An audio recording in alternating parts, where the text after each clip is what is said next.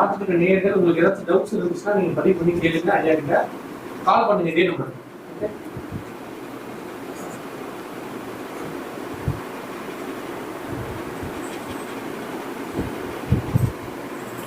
இப்போ வந்து பாருங்க, இப்போ இதில் பாருங்க செவ்வாயோட 4ஆம் பாருங்க, செவ்வாயோட 4ஆம் பாருங்க குரு இருக்காரு.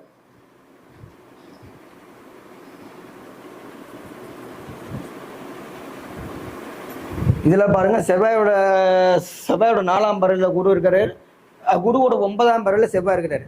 செவ்வாயோட நேர் 7ஆம் இந்த மாதிரிலாம் அமைப்பு இருந்ததுன்னா, செவ்வாயோட நேர் 7ஆம் பர குரு இருந்ததுன்னா, இவங்களுக்கு வந்து மெயினாக பார்த்தீங்கன்னா மன வாழ்க்கை சம்மந்தப்பட்ட ஒரு போராட்டம் அவங்க வாழ்க்கையில் ஒரு நாளே நம்ம சந்திச்சு ஆகணும். ஆனால் சொந்த வீடு கட்டாயம் உண்டு, சொந்த வீடு கட்டாயம் உண்டு, வீடு மனை வாசல் எல்லாம் கொடுத்துருமானா கொடுத்துரும். ஆனால் வாழ்நாளில் மன வாழ்க்கை சம்மந்தப்பட்ட ஒரு போராட்டத்தை அவங்க சந்திக்காமல் அவங்க லைஃப் முடியாது. நான் கேரண்டியாக சொல்கிறேன். செவ்வாய் குரு சேர்க்கனாலே அவங்களுடைய வாழ்க்கை மன வாழ்க்கை ஒரு சின்ன போராட்டத்தையாவது அவங்க சந்திச்சு ஆகணும்.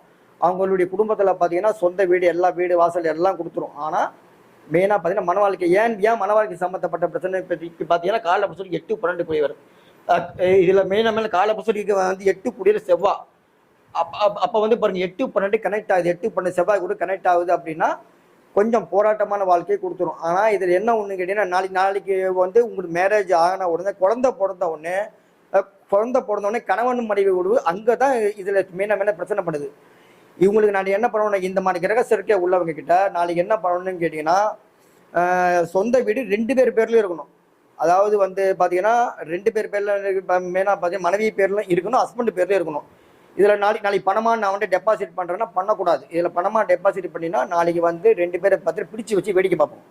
ஸோ அந்த மாதிரி கிரக சேர்க்கை தான் இது. இதுக்கு ஒரே வழிபாடு பார்த்தீங்கன்னா நீங்கள் ஒன்றும் பிரச்சனை முருகன் வழிபாடு தான். செவ்வாய் குருக்கு வந்து பார்த்தீங்கன்னா முருகன் வழிபாடு மட்டும்தான் தலை சிறந்த ஒரு பரிகாரமே தவிர வேறு எந்த பரிகாரமும் கிடையாது. அதே இப்போ செவ்வாய் இப்போ இந்த இடத்துல மீன வீட்டில் இருக்காருன்னு பார்த்தீங்கன்னா நேராக நீங்கள் திருச்செந்தூர் போயிடலாம். செவ்வாய் மீன வீட்டில் இருந்தால் நேராக நீங்கள் திருச்செந்தூர் போயிடலாம். ஸோ இந்த மாதிரி அமைப்பெல்லாம் இருந்தால் இதெல்லாம் பண்ணணும் அப்படின்றது இப்போலாம். இதுக்கு அடுத்த சேர்க்க சொல்கிறேன்.